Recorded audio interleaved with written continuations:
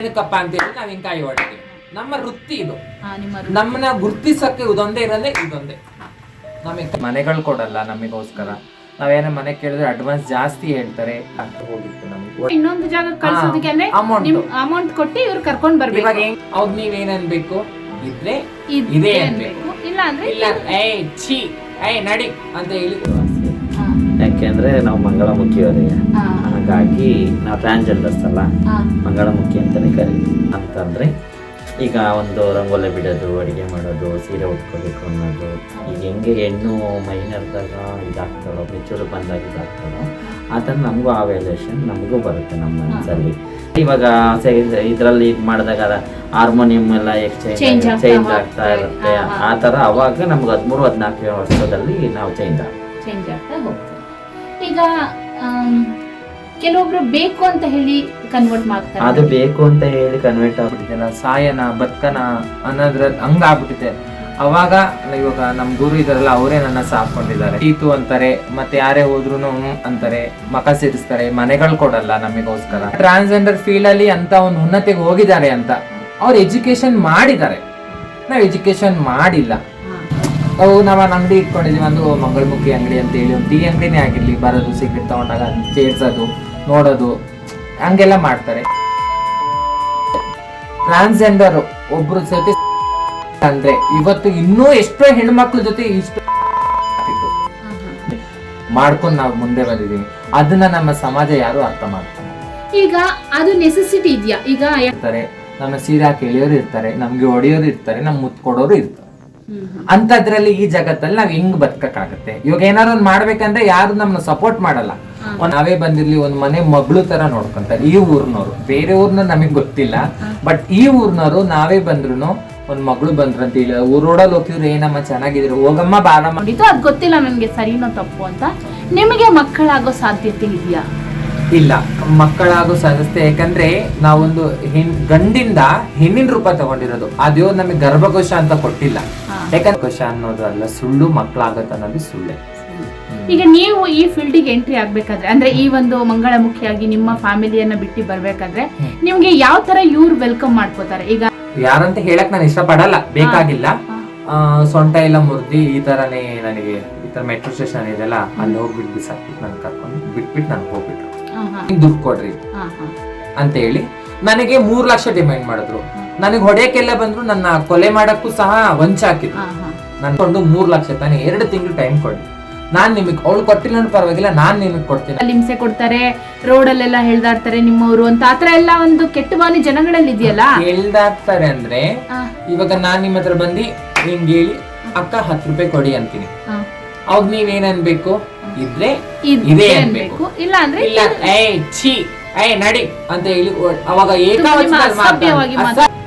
ನಮ್ಮನ್ನ ಗುರ್ತಿಸಕ್ಕೆ ಇದೊಂದೇ ಇರೋದೇ ಇದೊಂದೇ.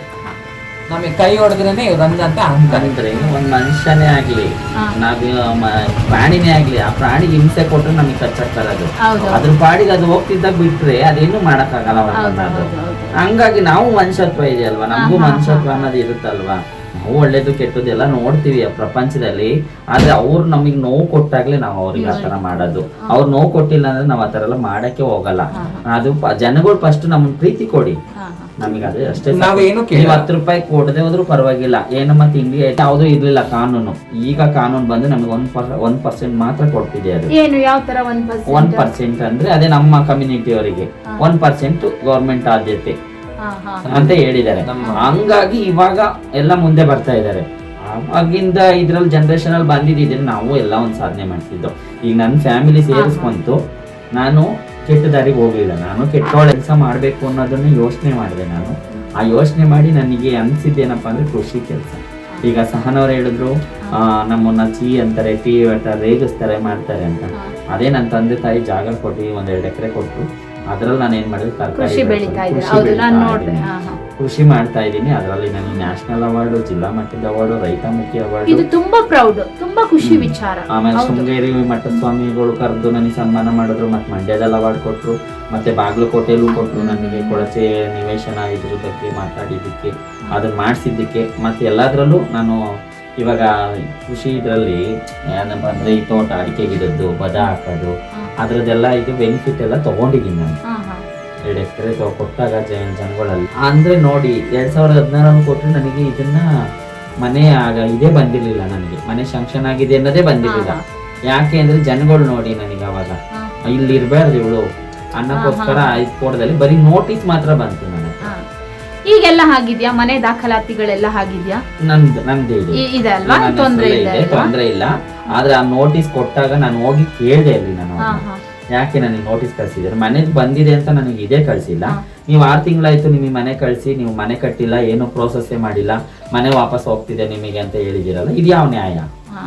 ನಂಗೆ ನ್ಯಾಯ ಕೊಡಿ ಅಂತ. ಗೊತ್ತಾ ಮೇಡಮ್, ನೀವು ಇವಾಗ ಹೇಳಿದ್ರಲ್ಲ ನೀವು ಸಹ ವರ್ಕ್ ಮಾಡ್ತಾ ಇದ್ವಿ ಅಂತ.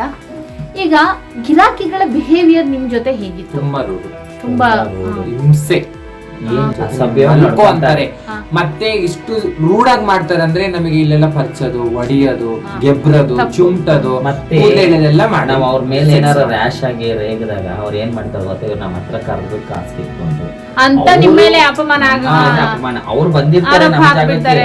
ಆದ್ರೂ ಅವ್ರ ಏನ್ ಹೇಳಿರ್ತಾರೆ ಗೊತ್ತಾ, ಬನ್ನಿ ಇಲ್ಲಿಂದ ಓವರ್ ಕರ್ದಿ ನಮ್ಮನ್ನ ಈ ತರ ರೌಡಿಜಮ್ ಮಾಡಿದ್ರು ಅನ್ನೋ ಇದು ಸೃಷ್ಟಿ ಮಾತಾಡ್ತಾರೆ. ಇನ್ನೊಂದು ತಪ್ಪು ತಿಳ್ಕೊಂಬೇಡಿ, ಇವಾಗ ನೀವು ಪ್ರೆಸೆಂಟ್ ಇರುವಂತದ್ದು ಊರು ಮನೆ ಜಾಗದಲ್ಲಿ, ಅಂದ್ರೆ ಎಲ್ಲ ಫ್ಯಾಮಿಲಿ ಮೆಂಬರ್ಸ್ ಇದ್ದಾರೆ. ಈ ಮಾಡೋದಕ್ಕೆ ಯಾವ ಒಂದು ಪ್ಲೇಸ್ ಅನ್ನ ನೀವು ಬಳಸ್ಕೊಂತ ಇದ್ರಿ? ಈಗ ನಾನು ಹೇಳಿದ್ದು ಬೆಂಗಳೂರಲ್ಲಿ ಬಿಡಲ್ಲ. ಊರಲ್ಲಿ ನನಗೆ ಒಳ್ಳೆ ಆದ್ಯತೆ ಇದೆ, ನನ್ನ ಸಂಪ್ರದಾಯ ಅನ್ನೋದಿದೆ, ಮತ್ತೆ ನನಗೆ ಒಳ್ಳೆ ಒಂದು ಇದಿದೆ ಬ್ಯಾಕ್ ಗ್ರೌಂಡ್. ನನಗೆ ಅಪ್ಪ ಅಮ್ಮ ಸಪೋರ್ಟ್ ಕೊಡ್ಲಿಲ್ಲ ಅಂದ್ರೆ ಈ ಊರು ನನಗೆ ಸಪೋರ್ಟ್ ಕೊಟ್ಟಿಲ್ಲ. ತುಂಬಾ ಈ ಊರಲ್ಲಿ ಹೇಳ್ಕೋಬೇಕು ಅಂದ್ರೆ ಎಲ್ಲರೂ ಅಣ್ಣ ತಂಗಿರ್ತಾರ, ಅಕ್ಕ ತಂಗಿರ್ತಾರ, ಅಜ್ಜಿ ಅಪ್ಪ ಅಮ್ಮ ಎಲ್ಲಾ ಪ್ರೀತಿನೂ ಕೊಟ್ಟಿದ್ದಾರೆ ನನಗೆ. ಅಂದ್ರೆ ಇಲ್ಲಿ ಬೆಂಗಳೂರಿನಲ್ಲಿ ಈ ಕೆಲಸ ನಡೀತಾ ಇತ್ತು, ಅಲ್ಲಿ ತಪ್ಪಾಗಿ ಬೇಡ ಅಂತ ನನ್ನ ವೈಯಕ್ತಿಕ ನಾನು ಆಚೆ ಯೋಚನೆ ಮಾಡಿದಾಗ ಇದು ಸೆಟ್ ಆಗಲ್ಲ, ನನಗೆ ಸರಿ ಹೋಗಲ್ಲ ಅಂದಾಗ ನಾನು ಇಲ್ಲಿಗೆ ಬಂದೆ. ಯಾಕಂದ್ರೆ ಅದೊಂದೇ ದಾರಿ ಅಲ್ಲ. ನೀವು ಹೇಳಿದಾಗೆ ನೀವು ಎಷ್ಟೊಂದು ಇವಾಗ ಕೃಷಿ ನೀವು ಮಾಡ್ತಾ ಇದ್ದೀರಾ, ಹಾಗೇನೆ ನೀವು ಬೇರೆ ಒಂದು ಕೆಲಸನ ಈಗ ಎಲ್ಲಾದ್ರಲ್ಲೂ ನೀವು ಇನ್ವಾಲ್ವ್ ಆಗ್ಬಿಟ್ರೆ ಅದು ಅನ್ನುವಂತಹ ಭಾವನೆ ಜನರಲ್ಲಿ ಬಿಟ್ಟು ಹೋಗ್ಬಿಡತ್ತೆ. ಎಲ್ಲರೂ ಅದನ್ನ ಬಿಡಿಸುವಂತಹ ಪ್ರಯತ್ನ ಮಾಡಿದ್ರೆ ಮೇಡಮ್ ಅಂತ ಭಾವನೆ ಬಿಟ್ಟೋಗುತ್ತೆ, ಅದು ನಿಜಾನೇ. ಬಟ್ ಏನಂದ್ರೆ ಇವಾಗ ಇವರು ಕೃಷಿನ ಆಯ್ಕೆ ಮಾಡ್ಕೊಂಡ್ರೆ ಏನಕ್ಕಂದ್ರೆ ಅವ್ರ ಮನೇಲಿ ಸಪೋರ್ಟ್ ಮಾಡಿದ್ದಾರೆ.